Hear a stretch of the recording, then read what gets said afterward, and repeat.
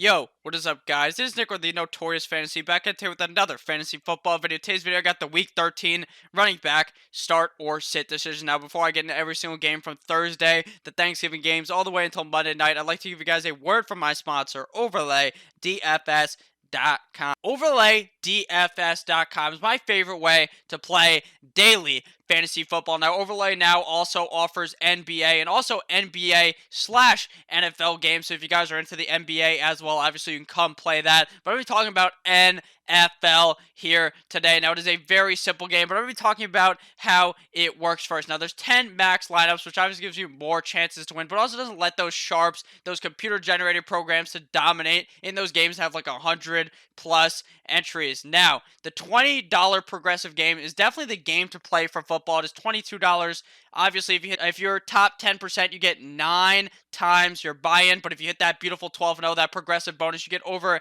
$8,700, and it's still going to be rising all the way until Sunday. So you guys got to make sure you check that out. Now, the game is different every single week. Never know what the matchups will be posted. It's pretty much you versus the board. You only need to worry about 2 records, yours and the payoff cut. Now, there's also head-to-head contests that are 10-pick rate. It's amazingly small, and bad records win all the time. The more people who enter, the bigger the jackpot is going to be. Now, I'm going to show you guys here real quick a strategy that I like to use. Now, when you're playing the game, you need to make 12 picks plus 2 alternate picks to obviously help if someone gets hurt or something, then you can use one of those alternate picks. Now, one of my favorite strategies to do here is select a quarterback and their wide receiver. So I would go with my main man, Phillip Rivers here over Daniel Jones, and then scroll down here, scroll a bit down until I find my friend Keenan Allen, and then take him and go with the quarterback and wide receiver stack. That's something I found out.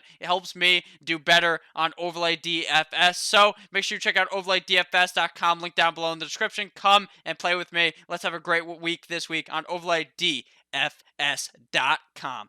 And we are back. Make sure to check out OverlayDFS.com, link down below in the description. Let's get right into this video. Week 13 running back start or sit decisions. Now, the first game here is the Thursday night game, or not Thursday night game, I should say Thursday morning game, the 12 o'clock game between the Bears at the Lions. Hopefully, everyone has a beautiful Thanksgiving. If you guys are watching this on Thanksgiving or before, I hope you guys all have a great time with your friends, with your family, whoever you spend your time with.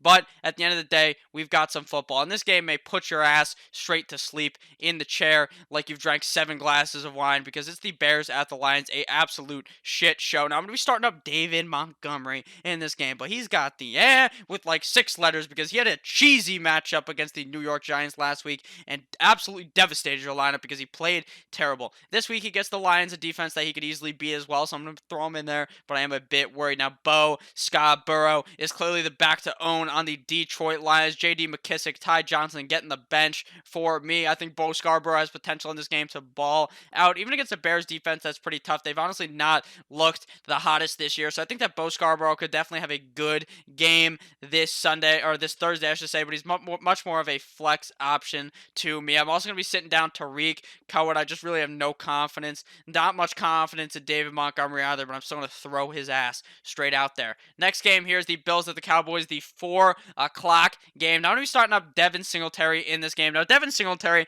has had the cheesiest matchups last couple of weeks and shit the bed. Well, he hasn't shit the bed. He just has not played that well. He's been getting you like 8-10 points, all right? But that's definitely start worthy. But against the Dallas Cowboys, he could ball out. But you have to start him. You just have to start him. This matchup is good for him, and you just got to hope he doesn't scores more than fucking 8 points, okay? Ezekiel Elliott, on the other hand, should be able to ball out against the Buffalo Bills, all right? Ezekiel Elliott has been playing quite well the last couple of games. Despite not getting the most yardage, he's still been finding that end zone. Tony Pollard getting a bit more involved, but I still like Ezekiel Elliott this week against the Buffalo Bills. Now I'm going to be sitting down Frank Gore, the old man. Obviously, he passed Barry Sanders on the all-time rushing leaderboard, but who gives a fuck? He's nowhere near as good as Mr. Barry Sanders. But obviously, Frank Gore, he's played for a while, so that obviously deserves some props, and he should be up there in the rushing leaders. But you don't know what he's not going to be rushing or leading the rushing in this game against the fucking Cowboys. It's going to be the all Devin Singletary show. I do not like Frank Gore this week at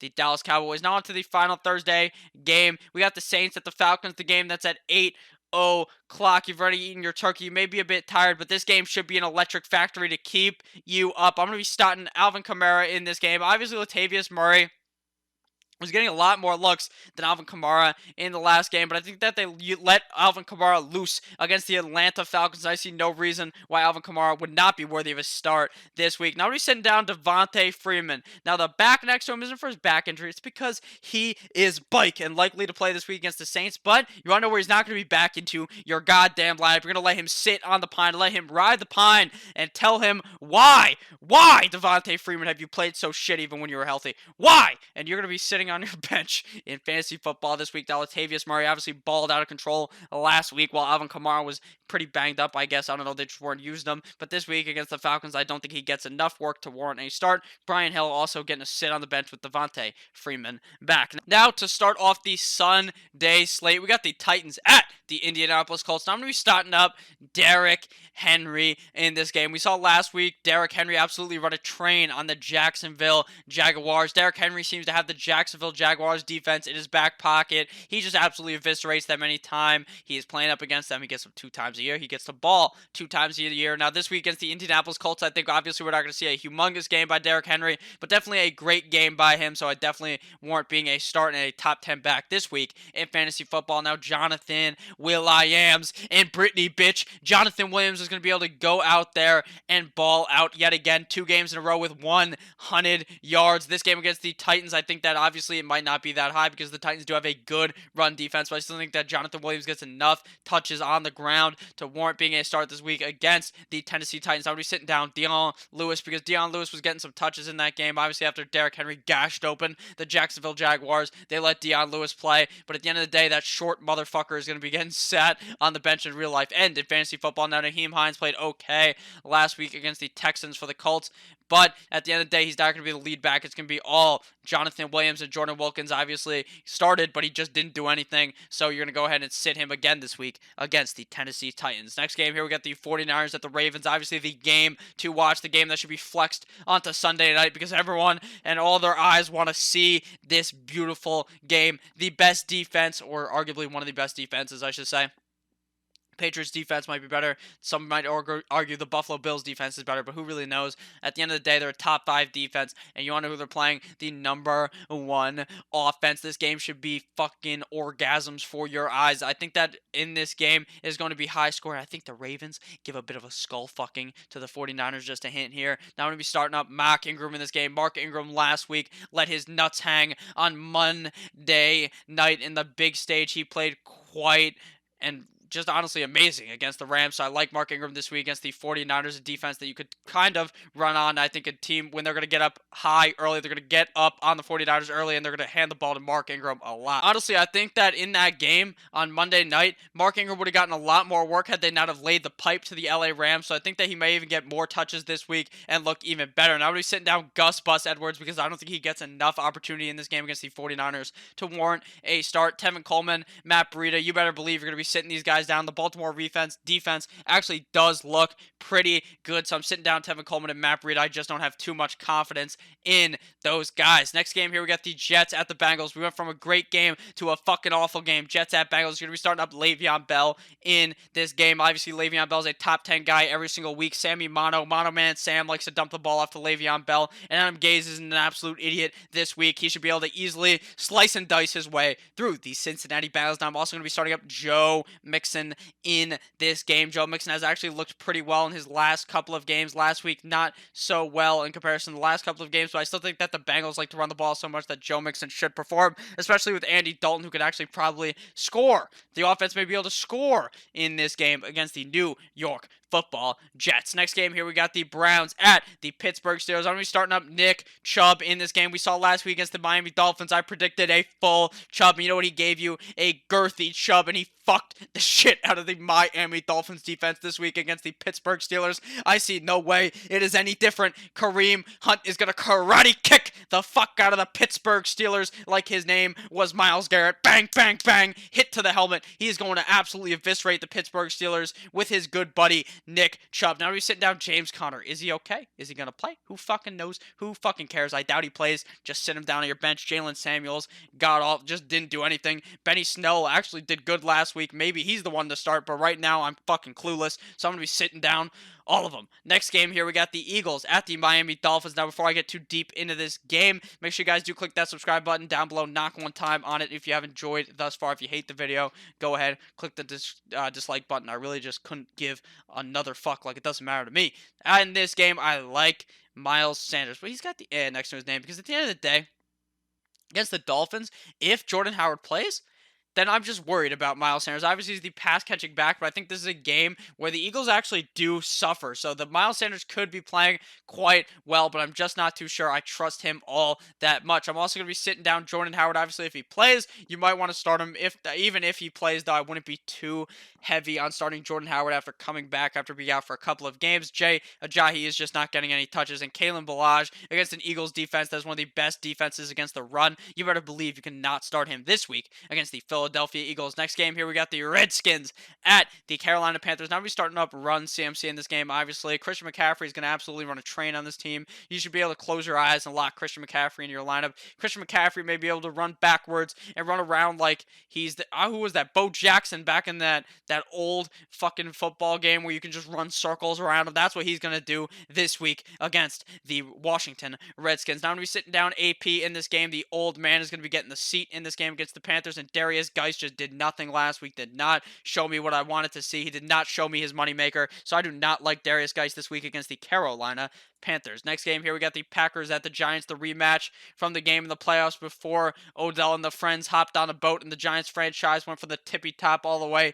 into the fucking ocean. I'm going to be starting up Aaron Jones in this game. Obviously, Aaron Jones disappointed last week, big time, but this week against the Giants, I think that this is going to be a much better game for him. Obviously, not playing up against the 49ers. Now, Jamal Williams absolutely ate against the 49ers last week. I think he's going to get the opportunity this week against the New York Football Giants to get enough touches since Mr. Matt LaFleur likes to give both of these guys a decent amount of work. I like Jamal Williams this week. Now I'm also going to be starting up Saquon Barkley, peg leg man, because I don't know what's wrong with him. He really has not been performing all that well, but he's coming back. Well, he's been fucking back. He just hasn't been doing much, but at the end of the day, it's going to be impossible to sit your main man, Saquon Barkley. Next game here, we got the Buccaneers at the Jacksonville Jaguars, and the Jaguars got their ass whooped by the Tennessee Titans last week, and Derrick Henry this week. I think that Leonard Fournette may run a train on the opposite team, the Tampa Bay Buccaneers. The Tampa Bay Buccaneers defense does not look all that great against the pass. Obviously, they look pretty good against the run, but I still think that Leonard Fournette is the king of the volume. He's the king of the castle. Very nice, and he's going to get enough touches against this Buccaneers team to warrant being a start. I'm going to be sitting down Rojo, Peyton Barber, Dare Agabaduge, because you have no idea who's going to be the guy who finds the end zone at the end of the game, and if you start the wrong one, you're going to be punching yourself Sunday night because you're going to be pissed because you just screwed yourself out of a playoff spot potentially, unless you already clutched the playoffs. Congratulations. If you're out of the playoffs, congratulations for continuing to play, because that's what you should do. Even if you're out, you got to continue to set that lineup to show that you are a manager that cares about the fantasy football league. Next game here, we got the LA Rams at the Arizona Cardinals. Now I'm going to be starting up Todd Gurley in this game. TG shit the bed last week against the Baltimore Ravens, but what was he meant to do? The Rams got their shit kicked out on Monday night. They had no chance in that game, so they went away from the run real fast. I think in this game against the Arizona Cardinals, they should be able to let Todd Gurley free and let him loose so that he can perform against the Arizona Cardinals. Now, Kenyon Drake obviously going to be the lead back for the Cardinals. It doesn't matter that David Johnson's back. It doesn't matter that Chase Edmonds is back. It's going to be the Kenyon Drake show against the LA Rams that could definitely get gashed by the run, and Kenyon Drake is also a guy that can catch balls out of the backfield. Next game here, we got the Raiders at the Kansas City Chiefs. Now, I like a lot of backs in this game, actually, but it gets a bit confusing. I'm going to be starting up Josh Jacobs. Obviously, Josh Jacobs took a shit in your lineup against the New York Football Jets last week because the Raiders just could not get it going. They needed a bit of a Viagra in that game, but they could not get it. Josh Jacobs in this game against the Kansas City Chiefs should be able to gash through this defense and run a train on them to be the top 10 back that he has been proving himself to be the last couple of games, aside from the last one against the Jets. Now, Sean McCoy, if he fucking plays, you might be able to start him. Now, I would temper my expectations on LeSean McCoy due to the fact that he doesn't seem like he is going to be getting all that many touches because Mr.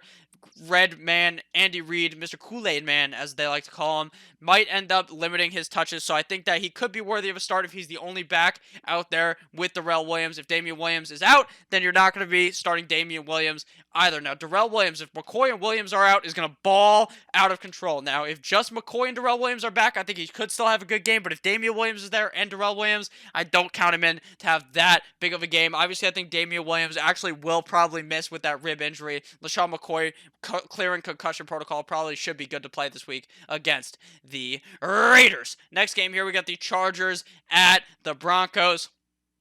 Now, I like Melvin Gordon in this game. Melvin Gordon has honestly been playing very, very well after coming back from that holdout once they decided to get rid of that offensive coordinator. He's been balling out of control. He's been being the head honcho back on the team, so I like him this week against the Broncos. Austin Eckler obviously is the second back on the team. Obviously not the primary option like Melvin Gordon, but I still think that Austin Eckler will be able to get enough work against the Denver Broncos to warrant being a start. He's obviously a great pass catching back, and he's also pretty good in between the tackles, so I like Austin Eckler this week. Now I'm going to be starting Philip Lindsay as well, but I didn't put the "and" next to his name, but I'm going to be honest with you, I have very little confidence in Philip Lindsay. Okay, they have him.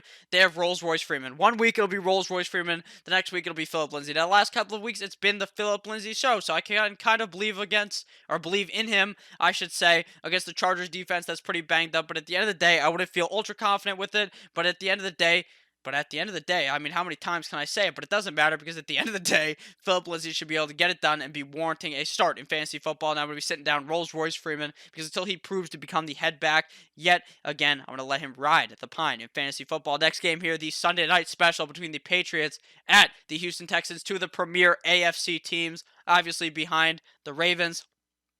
For the Texans, the Patriots are still a premier team. I'm going to be starting up James White in this game. Now, James White last week pretty much gave you a goose egg. He gave you 0.9 points in PPR. That is not very good, guys. It just isn't. But at the end of the day, this week against the Houston Texans, I think they're going to be passing. This is going to be a pretty high-scoring game, I think, unless the Patriots just shut the door on the Texans, but I don't think that's going to be possible. I think that James White has a pretty good game this week against the Houston Texans. I still have confidence in him. Now, I'm going to be sitting down Carlos Hyde. Obviously, Carlos Hyde has actually been playing quite well the last couple of games, but I'm not sure I trust him against the Patriots defense, so I'd let him ride the pine. Duke Johnson's a huge dice roll. If they fucking realize that he's one of the best pass-catching backs in the league, the Texans, then maybe they'd use him and he'd actually ball out, but they don't realize that, so you're going to have to sit him down. And Sony Michel, I don't think there's going to be too much running in this game, a lot more passing, and Sony Michel is obviously very reliant on the touchdown, so if he doesn't get that, you're going to be quite disappointed. That is why he's a sit this week on Sunday night football. Now on to the final game, the Monday night matchup between the Vikings at the Seattle Seahawks. Now we're going to be starting up Dalvin Cook in this game. Dalvin Cook is obviously a top 5 running back all this far this season, and there's no reason against the Seattle Seahawks that he should be able to stop and not play great. Now Chris Carson on the other hand has got the "and" next to his name because he has fumble-itis. Obviously, Rashad Penny ran loose last week against the Philadelphia Eagles, so I think that Chris Carson may be getting less snaps. Rashad Penny may start to move up, but at the end of the day, it seems like at the beginning of every single game, they let Chris Carson get it done and get those first team reps, obviously the best reps for the team, the starting reps. So I think that Chris Carson should be able to play well against the Vikings, given he doesn't get benched, so that's why he's got the next to his name. Now I'm going to be sitting down Rashad Penny because I don't believe yet that he has stolen Chris Carson's job. So thank you guys all for watching this video. If at any point you ended up enjoying, please make sure to click that subscribe button down below. Make sure to check out Overlay DFS as well. Link down below in the description. I love each and every single one of you guys. Make sure you have a blessed rest of your day. I love you all. Goodbye, my friends.